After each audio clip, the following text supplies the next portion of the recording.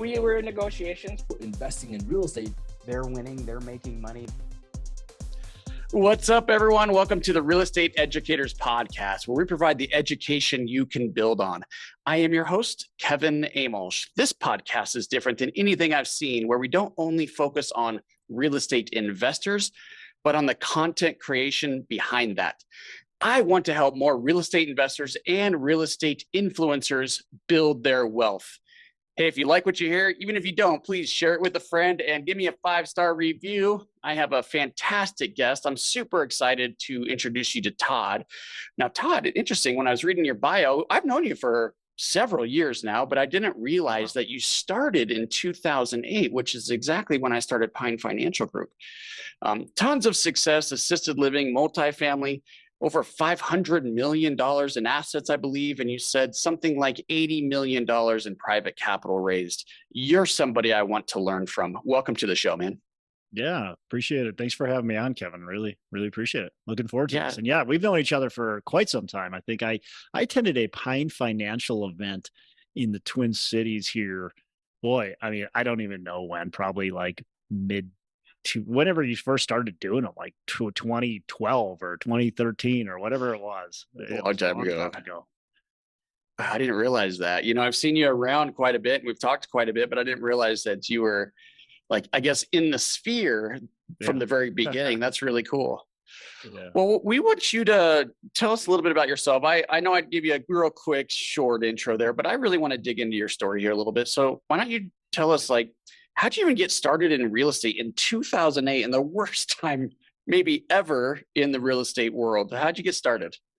Yeah, it's funny. So it was the worst time and the best time to get started, right? So in hindsight, it was the absolute best time to get started. It's funny when I talk to people and I tell them I started in 2008, they're like, "Oh, how lucky was that?" I'm like, "Well, you have to realize that in 2008, that wasn't lucky. Everybody was scared. Everybody was running the other way. It's like the inferno. The whole building is on fire and everybody's running out. And I decide, oh, I'm just going to go in there and, I got a Gatorade bottle full of water. I'm just going to spray that on the fire. I'll extinguish it myself, right? Like that's like that time.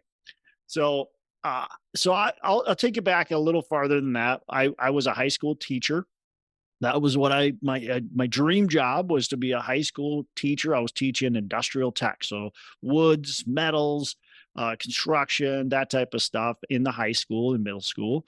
And very quickly, basically like day 3 of teaching, I told my wife, I'm like, I got to figure out what I'm going to do when I grow up, because it just didn't click for me. And I, hey, look, I'm impatient. And so I thought I better stick it out for a little while longer, right? I can't just make that decision right away. I went to school for 4.5 years to do this. Like, I can't just make that decision right away. So I stuck with it.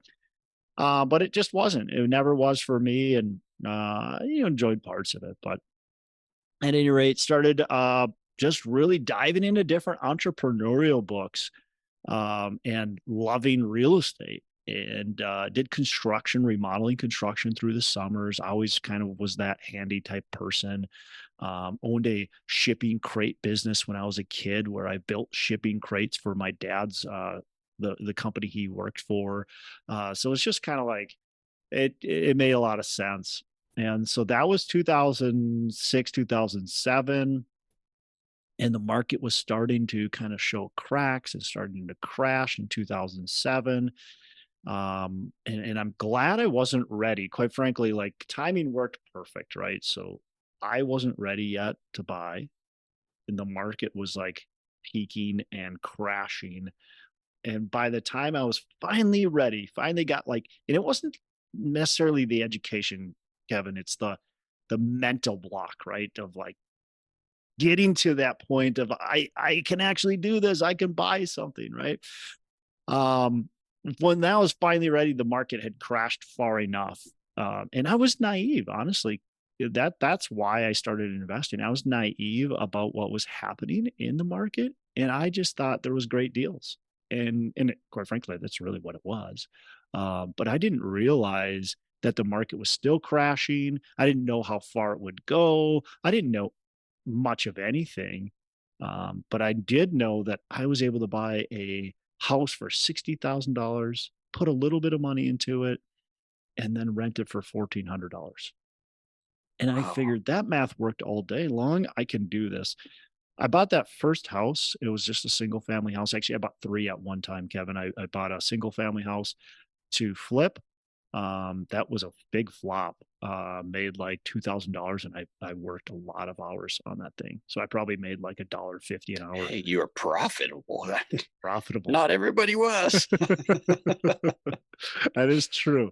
That is very true. It was profitable because at that time in 2008, the market was going the wrong way. So like I'm buying this house and I'm thinking we're going to make money, but the value, probably if I would have bought it and sold it day one, if I could have done that flip that quick, I probably would have made money. But the value, I wouldn't be surprised if the value went down by 20 grand within, the 6 months I bought it. It was just crashing so fast. So I bought that. I bought another house that my wife and I bought to live in. We did a rehab loan on that. It was a foreclosure. And then I bought the single family to rent. And I was at that single family house. It was, I don't know, early on, and I'm fixing it up. And this guy asked me what I'm doing and tell him what I'm doing. He's like, that's so stupid. It's like, you're going to lose all your money. And this guy he was an investor. That's what he owned a bunch of houses, and he tells me I'm stupid and I'm going to lose all my money. And that was my first like a piece of advice I got from a real live person other than outside of a book. I was like, you're a dummy. And I've been told that so many times, especially those first several years. I remember I ran out of money there. So I would buy, and I wanted to keep on buying houses. I want to build up this big rental portfolio. That was my dream. I'm going to buy all these houses and duplexes and all. Well, I got to 4 houses I couldn't buy anymore because my credit ran out, right?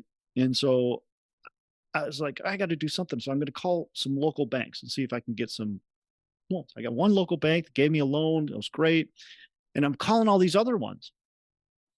And I remember calling these banks, and this lady, so many times, these people were like, "This is stupid, I can't do this, whatever." This lady says to me, I call her and talking to her and telling her my idea. I got this great business plan. I thought it was genius, right?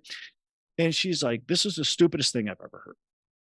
She's like, "No bank's going to lend you, and any bank that does is going to end up going bankrupt because you're going to bring them down." She's like, "You should need to stop what you're doing right now." And, Who was this lady? Was this your banker? She was a banker. She was a banker. Yeah. Oh. She could, because look, it's people like me that made this into the mess it was, right? That was her philosophy. And the thing, I knew enough to where I said to her, I said, "Look, listen, your bank is the stupid one. You guys were lending when the market was at its peak and when there was the most amount of risk. And now there's the least amount of risk, and you're not willing to lend." I said, "So that sounds like you guys are the stupid ones to me." And I wish I would have remembered the lady's name, because I'd love to call her up and go, "Hey, how's it going?" Who was right? Yeah, exactly. But no, I actually probably wouldn't do that because I don't like confrontation. But yeah. So anyway, so that's I guess I could keep going here. Well, take me back to, so that let's go. You were still doing the teaching as you were buying. So there had to be some transition here. Like, yeah. And I know this, and you know this, but a lot of people don't. It's so hard to replace income with rent. Like, you have to have other sources of income, other sources of the fees or something. When you're making $30,000 a year, it's not that hard. Okay. I was teaching, man. I wasn't like a high paid sales guy or anything like that. Got it. Making $30,000 a year. So I had 5 rentals. So this is kind of a fun story. So I had 5 rentals at the time.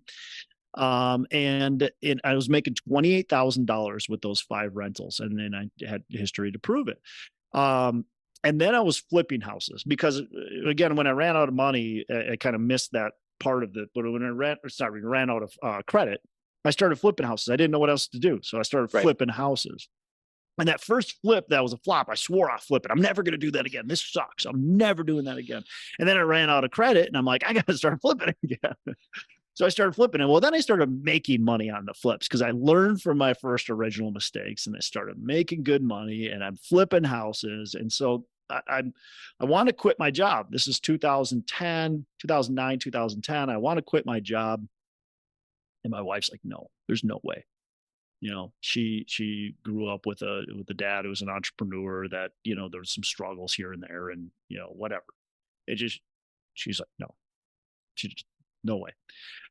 Well, we go to church and the pastor is like literally like, you ever been to a speech or been to church or whatever where like whoever's talking, you swear they're staring you into right at you. Right? Yes.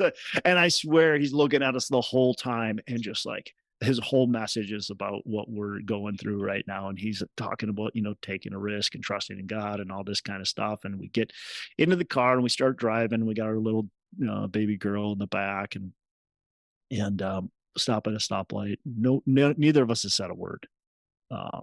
Just completely silent, just awkward silence. If you know my wife, that's impossible. Finally, she's like, you can quit your job. Just show me the numbers and you can quit your job. So I'm getting chills here. Yeah. Talking to you about this, Todd. That's amazing. It was amazing. That's really cool. So it was, yeah. So this, show her the 20 grand, show her the flips. I said, look, even if I can't make $1 on these flips, even if I make $0, these rentals essentially replace my income. So we're good. And she's like, okay, we're good. Like I believe in it. So off to the races I went, flipped, ended up from then on, maybe I had flipped 5 or 6 houses. So from then on, I flipped over 100 houses, bought another 100 rental properties. And then eventually in like 2015 started transitioning to apartments, which is where I'm at today, now buying 100 to 200, 300 unit apartment buildings, mostly in the Midwest. And then, as you said, I've got some assisted living, got some retail, got some industrial, but bread and butter is still apartments. So the transition was easy. You're into commercial now, but transition was easy because you went into the residential side of commercial, right? With the multifamily. Yeah, I would say, yeah. I mean, look, it was easy. I think it's easy no matter what. The hardest part of the transition isn't going from residential to commercial. The hardest part is the mindset shift. That's the hardest part. Is just another zero, right? Yeah, but the other zero is intimidating, right? For sure. Now, and that's a good point you just made. Look, I was buying houses and I'm buying them for $100,000, $200,000, $300,000, sometimes even $400,000. Okay, so you just got to add a zero, right? Maybe 2, but you just got to add 1 or 2 zeros and you're good. So it sounds easy, but when you all of a sudden see that first deal that you're putting an offer on and that's like $6-7 million, it's like, holy crap, can we do this? Like, where's the money coming from? Is this real? Like, it's just a big, in my opinion, big mindset shift, or at least it was for me. It was very intimidating. It took me a while to get there. I wanted to get there, Kevin, a lot earlier. I wanted to start doing this in 2013, 2012, but I was just so intimidated by the thought of doing it that it just never really pulled the trigger. It's interesting you say that because you mentioned going to school for 4 years so that you could work your dream job. And then based on what I'm hearing, you were in that dream job for 3-ish years, something like that. Total of 5. Okay. Because I was going to make the joke that you studied longer than you actually did the career. Pretty much. But I guess that's not quite true. Well, it is. It actually probably is true because it was. I studied and did the job for pretty much the same time because I was in college for 4.5 years, and I was teaching for 4 full-time years and then 1 half-time year. That's right. So it's pretty even then. Huh? That's crazy. Pretty even. So yeah, I didn't even think about that, but that is so true. But it's just how it goes, right? That's part of life. Yeah, and dude, it's so funny because I have these conversations with buddies, and we're out at networking events or like in more intimate type settings, and we talk about college education and how important is that degree. And my goodness, man, there's so many different opinions about this, Yeah. right? But for you, I mean, it got you where you are for sure, but you're not using your degree, Not at all. and all you would have done, honestly, probably is sped up your career had you not done that. So what side of the fence do you fall on? Like, Yeah, it's a really difficult question because I don't know what would have happened had I not gone to college, or had right, I that's gone to like a fair. tech college, or like what would have happened? Where would my life be right now? So it's really hard to answer that question. Now, here's what I do know. When you're 18, at least me, when I was 18 and 19 and 20 and even 21 and 22, I was very immature, right? And I just wouldn't have been successful doing what I'm doing now. I just wouldn't have. I was very immature. I was into girls and beer, and that's it. Right. Right. And so I, I thinking back and going, would I would have been better off not going to college? I think the answer probably is no. I probably should have went to college. Now, should I have went for something else? Should I have probably went to and got a business degree or marketing, or, something else? Yeah, probably. But at the same time, maybe not, because again, I set myself up as a teacher making very low income. It was very easy for me to transition into what I did. So there's it's impossible to know. My Right. son, actually, he's 10 years old. He's got dyslexia. He struggles in school. And we were talking about college, and he says, I'm probably not a college type of guy, am I, Dad? And I'm just like, you know what, buddy? We don't know yet. Like, we'll figure it out. But I'm never going to push my kids into college, but I'm also not going to push them out of college. They can Right. decide. It's either Uh, way. And I'm we've in got that a lot. camp. Let's strategize. Let's figure out kind of where you want to go right now. That's going to probably change, but let's strategize and let's figure out, is college the right fit for you, or is it not? Yeah, no, I am in total agreement. I would never pressure. What I don't like about it, Todd, is what I don't like about it is the people go into debt to do it. So you go into debt to get a degree that you're not going to use. Now that doesn't make any sense to me. Yeah. So if there's a plan, I love it. For me, I was like you. I wasn't mature at 21 and 18 and 19, and that's why I went into the military. I didn't want to waste away my years, Great but path too. I didn't want to go to college. I was so done with college, but I ended up going to college and I got my 4-year degree, and then I used that degree for 2 years. So I got you beat there. And then I got into real estate.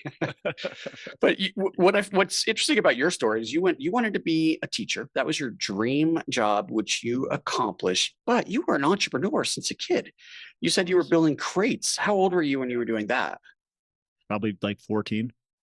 Yeah. So you had that entrepreneur spirit Yeah. I started from very young. a lawn mowing company when I was probably 12 or so. So was doing that for, wasn't very successful. Uh, but still was we were out there, we were trying to we were dreaming about being business, but at the same time I was more into like riding my bike and playing than I was mowing lawn. So I wasn't very dedicated entrepreneur at the time.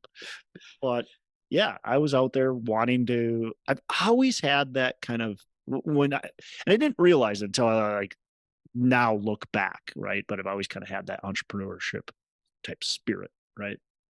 Where'd that come from? I don't know.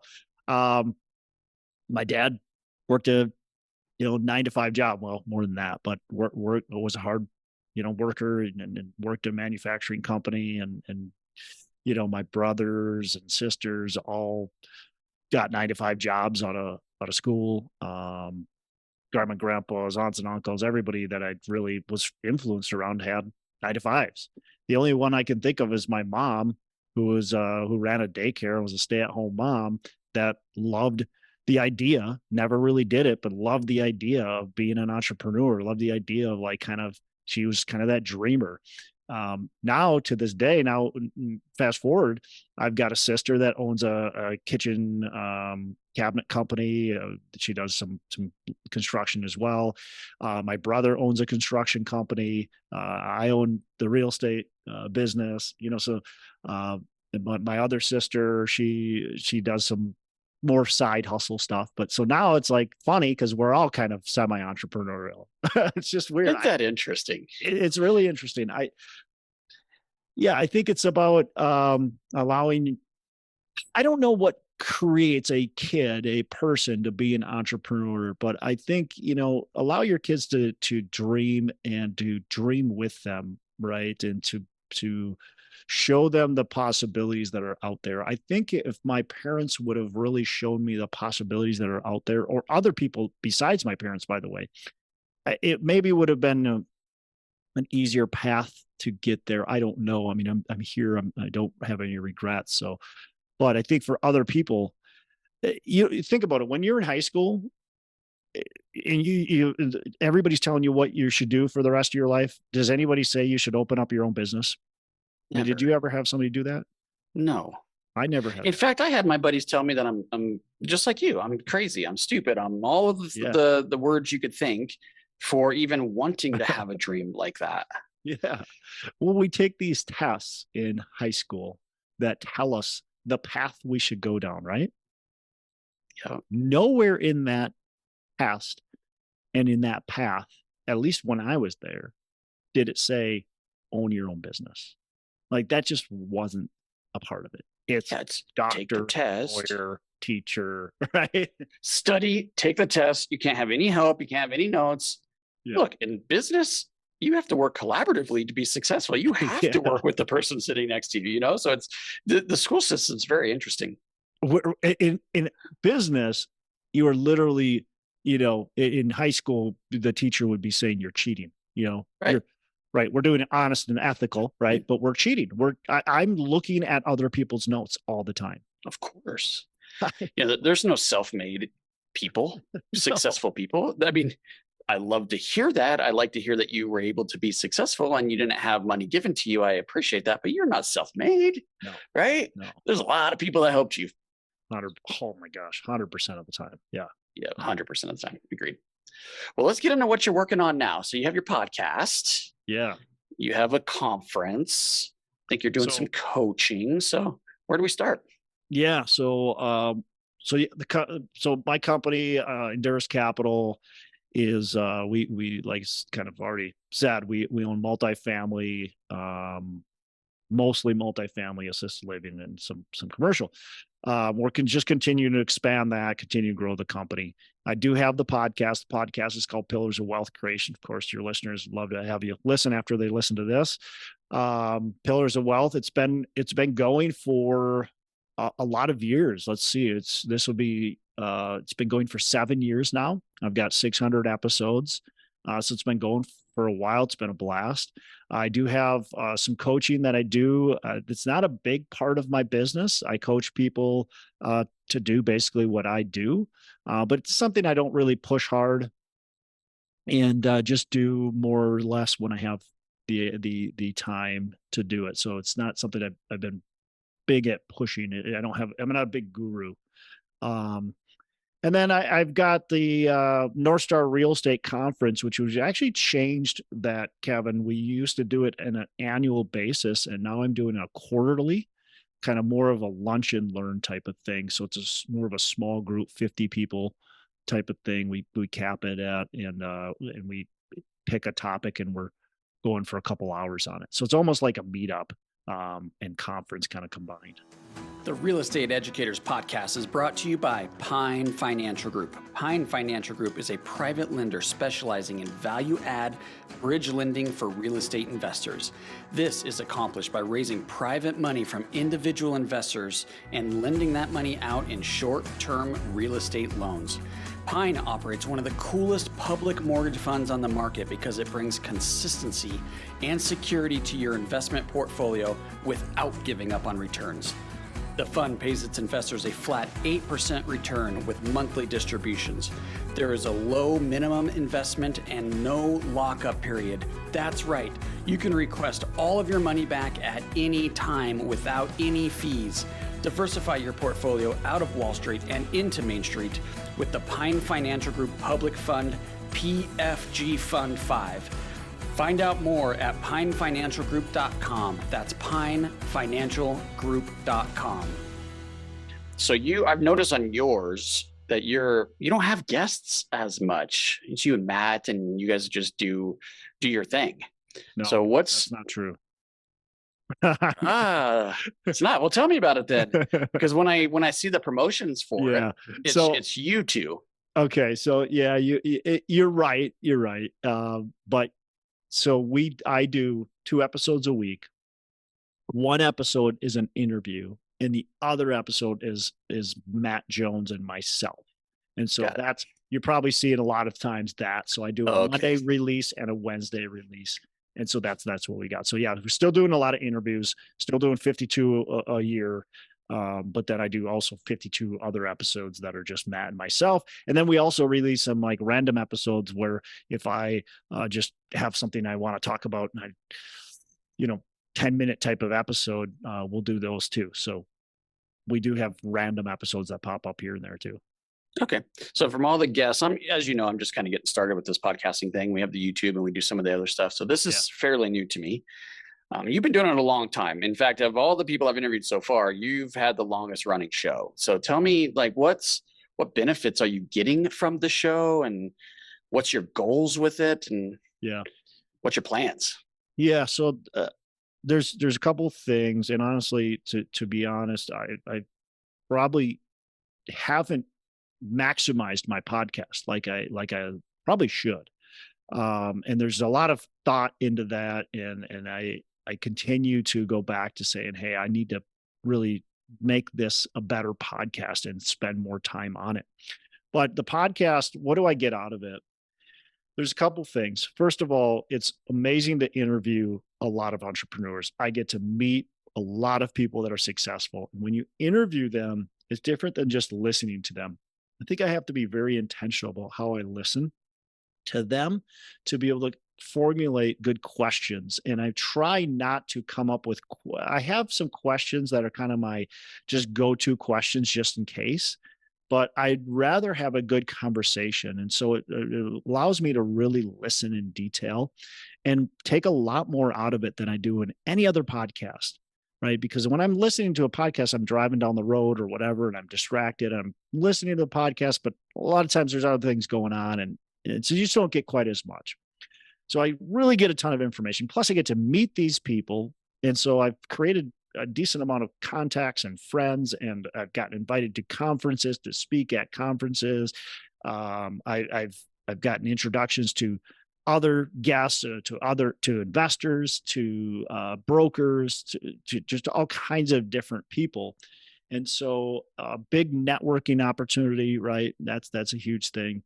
And the other thing too is, I raise capital like you do as well. So for our multifamily and our all our stuff we do syndication on them, and we're raising capital. And so this allows my potential investors and my current investors to hear what's going on, to hear my philosophies, to get to know me a little bit better. So I get that phone call where it's like, hey, I'm interested in investing in your company. I say, let me know what you want to know about us. What kind of questions do you have?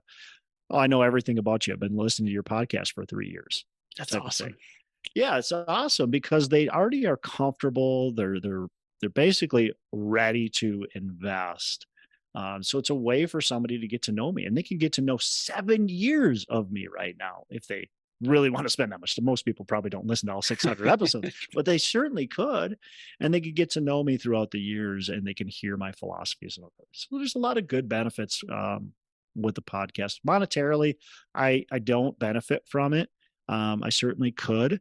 I know we're in the top like 3% of all business associated podcasts. So I could easily monetize it, but I just haven't.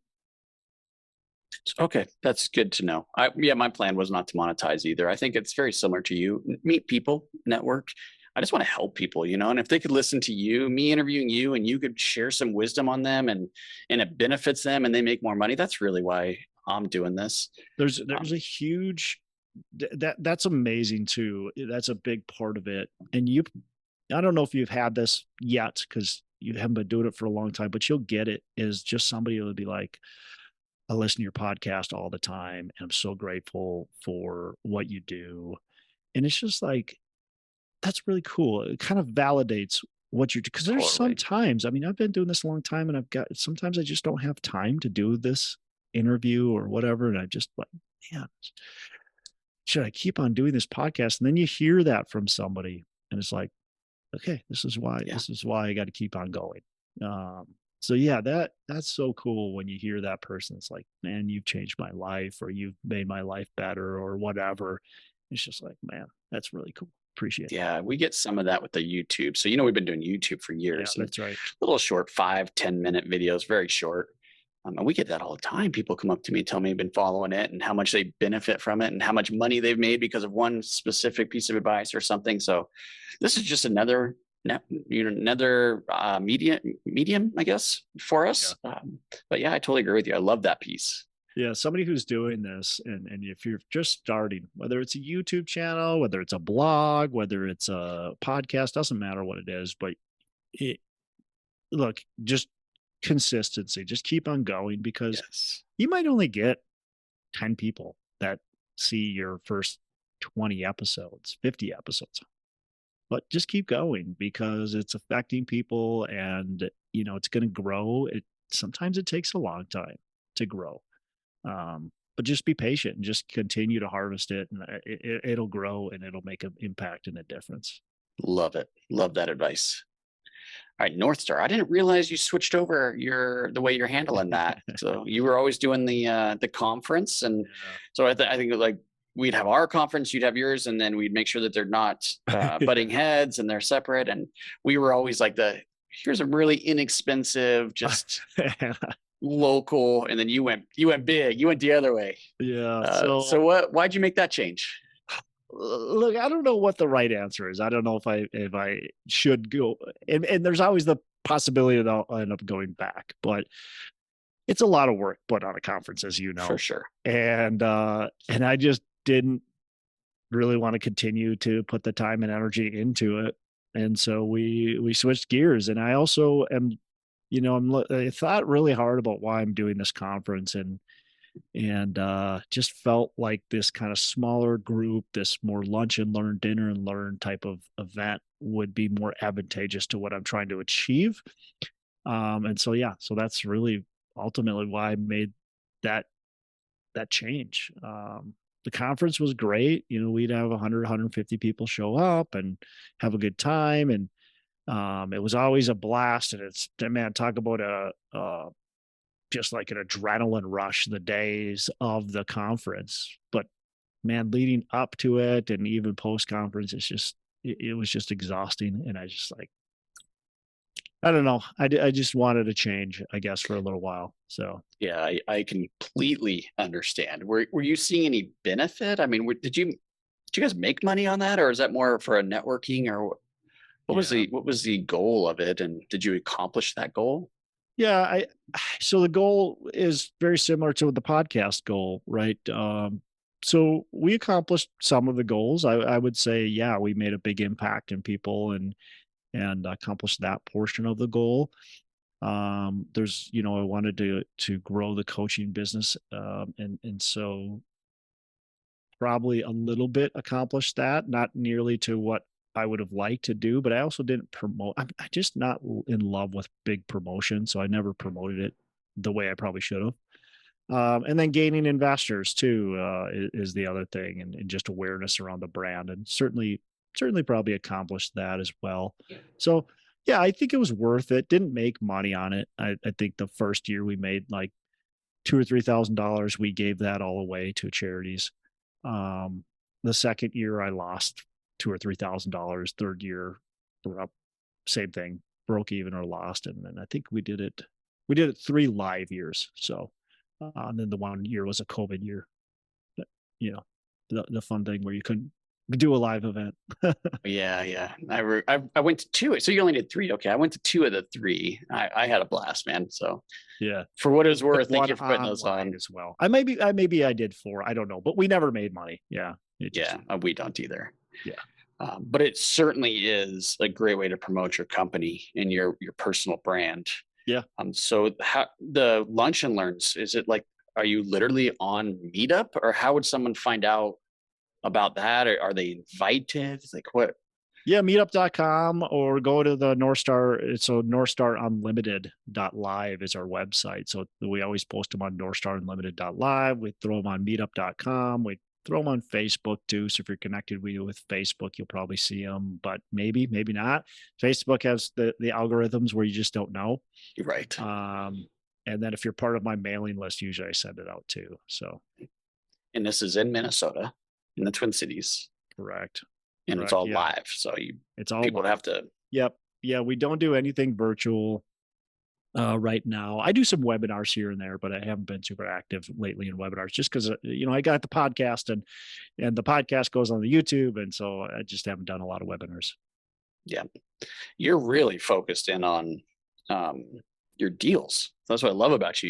You're a deal guy, and all this education helps support that. So there's no money being made in coaching, no money being made on the podcast, no money being made in North Star. It's all about doing real estate deals.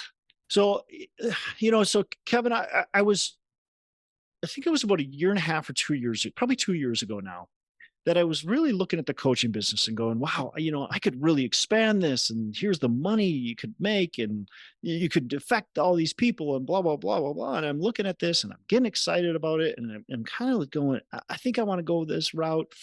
And then I stopped and I said, what are my real goals? What's my true goal? What do I want to achieve in 10 years? What do I want my life to look like when I'm 90, 150? Like, where do I want to be? And you never know, right? Things will change. But I looked at it and I said, my real goal, my true goal is to continue to buy real estate and grow my real estate business, grow my assets portfolio. Is my goal to have this big coaching company? Not really. So why am I trying to build this big coaching company out? Let's stop thinking about doing that, and let's continue to coach because I really enjoy it, and it brings me a lot of passion and value to my life and to other people's lives. But let's just serve on a one-on-one basis with people who you feel like you can work with, instead of trying to serve this big, massive amount of people. So yeah, the growing, you got to understand what you're trying to achieve, I think. And totally, if you understand that, I think it helps clarify a lot of the other stuff, right? It's easy to get caught in the shiny objects. So easy.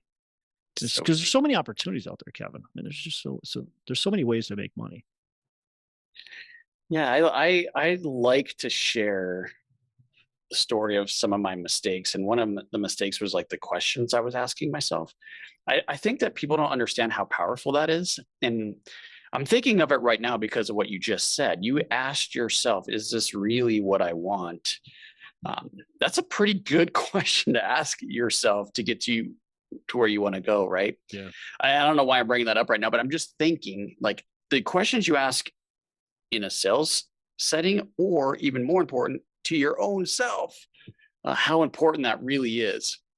Yep. Yeah, I think anytime you're setting goals, right, you should really be.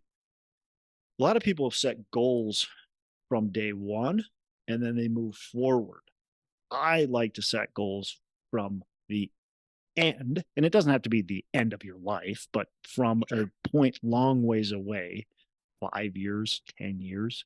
I don't like to go much more than 10 years because so much changes, but I want to set my long-term vision, and then I want to come back. So I want to set, it's just reverse of what a lot of people want to do. I want to make $1 million. Well, okay. What do you want to do? Like, what's that look like in 5 years? What do you, okay. Then now we can work back and come up with what we need to do mechanically. And why do you want to make $1 million? Yeah, exactly. Why? Yeah, that's the question. That's a big part of your goals. Like, why do you want to do this? And so that's what I had to look at. And that's, when you said you're focused on the deals, yeah, absolutely. Yeah, I love it. Yeah, and we're in a deal together, and I know it's been a little bit challenging with interest rates going up. And so I'm just curious, you're probably more in I'm assuming this, Todd, and that's probably unfair, but I'm assuming you're more in managing the portfolio than acquisitions right now. Probably some opportunities Yeah. coming if we're all patient. Mm-hmm. So what do you think about like the, just briefly, but what do you think about the current environment? Yeah. Yeah, no, you're right. So we're very focused right now on asset management of all our current assets because we have a kind of a more challenging time that's happening throughout commercial real estate, including apartments. It's I wouldn't say it's panic mode by any means, Right. at least for apartments, maybe for office, for a couple other assets. But we are really focused on current asset management and trying to create better systems and processes and checks and balances and KPIs and making sure we're really doing what we need to do the right way. Because there's these challenges that are in the market, but also the market hasn't responded to the challenges to allow us for opportunity. And I'll break that down a little bit. So sellers want the same prices they could have gotten a year or two ago. It's so weird. Yeah, and they don't take into effect the interest rate change. The market has changed. Look, nationwide rents just are basically stagnant for multifamily, really for all of commercial. Rents are pretty stagnant, and so and what else we have going on? Well, we've got inflation happening. So on the income side, we've got stagnant rents. On the expense side, we don't have stagnant expenses. Look, I have a property in St. Paul. The property taxes went up by 38% last year. 38%. That's extreme, but most of our properties are going up by over 10%, by double digits in property taxes. Insurance costs. I have some friends that have properties in Texas and in Florida. In both of those states, insurance costs have gone up by like 7 to 10 times, not percent, 7 to 10 times. So I have a friend that was paying $250. Now they're paying $1,900 per unit for insurance costs.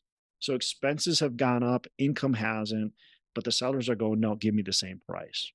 And so there's just this kind of time where I feel like it's a good time to say, we're going to keep on underwriting deals. We'll keep on looking at deals. We got a guy that does that full time. So he's still doing it, but we're probably not going to be buying many deals over the next 6 months, just probably reality. Not that we wouldn't, but let's now focus on the inner workings of the business and make sure we're set up very strong for the future. Right. Yeah, I That's totally kind of agree. where I think we're at. that's smart. Yeah. So We'll see what what happens. The market's going to be interesting over the next 6, 12, 18, 24 months. there's going to be opportunities, right? I mean, I think so. It's hard to say, but I think I agree. yeah, I think the residential side, I'm unclear on. It's really hard to get a focus in on Yeah. that.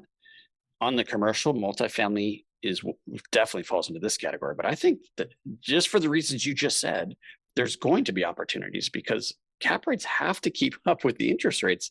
You're going to have to see those increase at some point, and we're not seeing it yet. I agree with you, but I don't know, for the listeners, what advice would you give them in this current environment? Any advice? Like what should they be focusing on right now? Yeah, I mean, my advice in this environment is probably the same as almost every environment. First of all, be patient. Like, look, you don't have to do this overnight. I started studying real estate in 2006. Didn't buy my first property until third quarter of 2008. So you be patient. Don't worry about the pressure that you're either putting on yourself or maybe other people are putting on you, or you're seeing social media posts, whatever. I think that's the big difference between then and now. 2008, nobody was making social media posts on MySpace at the time, about their real estate success. Now everybody is. So you feel that pressure. So just be patient. Understand that, look, you want to get in a deal that makes sense. You have to be able to pull the trigger when a deal makes sense. But you also have to be willing to say no when it doesn't make sense. So don't just get into deals to break even, to barely make a dollar. Make sure there's margin there. Be cautious, be patient.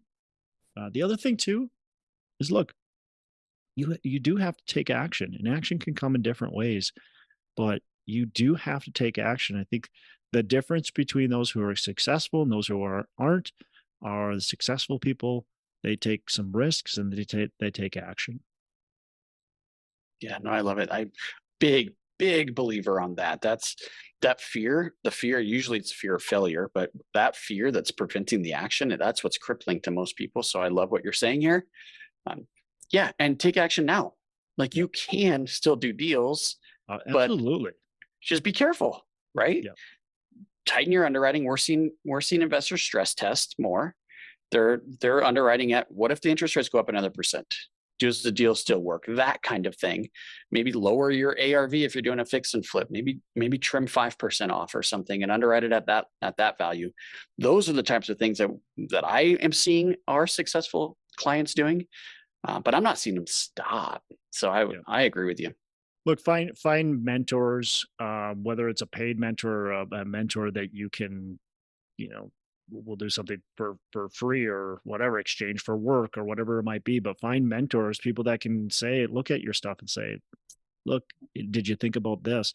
And I mean, Kevin, I know you guys, I mean, you guys, if somebody's doing a flip and they're going to use Pine Financial, you guys you're going to stress test their deals. You're going to, so I mean, just think about what you're doing and who can look at deals. Look, it's in my industry, I've got mortgage brokers that if you say, hey, underwrite this deal for me, what do you think about it? They will help. They will look at it. Now they're not going to do it from start to finish, but if you have stuff in front of them, they'll look at it and they'll go, hey, yeah, we can make this deal work, or we can't. Yeah, totally agree with you. And don't take advantage, but I totally agree with you. There are people that will help you. Right. You don't want to take advantage when you're not serious, but if you're serious, if you're ready to go, there's people out there that are willing to help and take advantage of that. Don't take advantage of them. Perfect. Love it. Cool. We got to wrap up here, but I do want to ask this question. I love this question. Tell me what real estate has done for you in your life. Boy, I would say real estate probably hasn't done anything. Okay. But the ability to execute on a business, which is real estate, has absolutely changed the trajectory of where I was and where I am now. And so real estate's my product, but just the ability to create business and grow a business.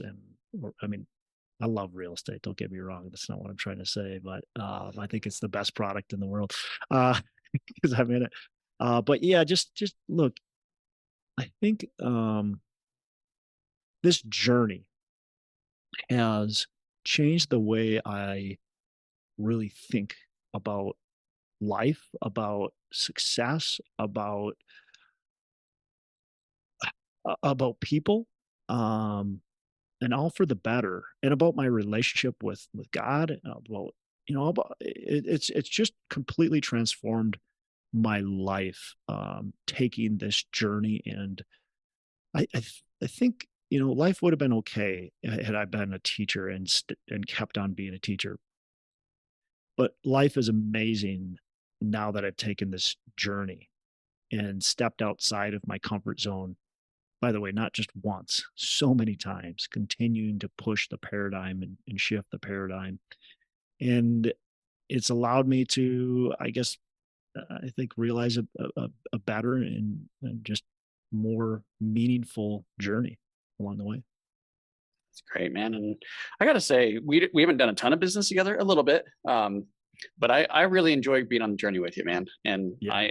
I think it's fun that I started quite a bit earlier than you in my real estate career, but my Pine financial career sounds like the exact same year. So we've been on this thing together, and it's been fun to watch. Yeah, definitely. I love seeing your company continue to be successful and grow. I know we'll continue to watch each other's success, and it's always fun. I think you spoke at my conference once, right? Once or twice. Yep. And then Yeah. I was at yours too. And so it's just been a lot of fun sharing each other's platforms and getting to know each other. Yep. I have a high level of respect for you, man. Yeah. So tell me how we get a hold of you. Yeah, appreciate that. So my podcast, Pillars of Wealth Creation, you can find it wherever you find this podcast. And my website is enduruscapital.com, ENDURUS capital.com. If you want to talk to me about investing or just reach out for any reason. I'm also on social media, probably LinkedIn and Facebook are the best ways. Just send me a message though, because otherwise I probably won't accept your friend request. Yeah, awesome. Not because I'm an a-hole, but because I just don't go in there and like it. So just send me a message first. Say, hey, I listened to you. Like to connect. Okay, fantastic. And I'm going to have you back on if you're open to it. So many more questions I have for you and your journey and your success. So I would like to have you back on if you're open to it. But for now, we got to sign off. So Todd, appreciate you coming on, man. Thank you. Yeah, thanks for having me. Hey guys, I hope you enjoyed this episode as much as I did. If you did, please be sure to follow and leave us a review. Oh yeah, and tell a friend.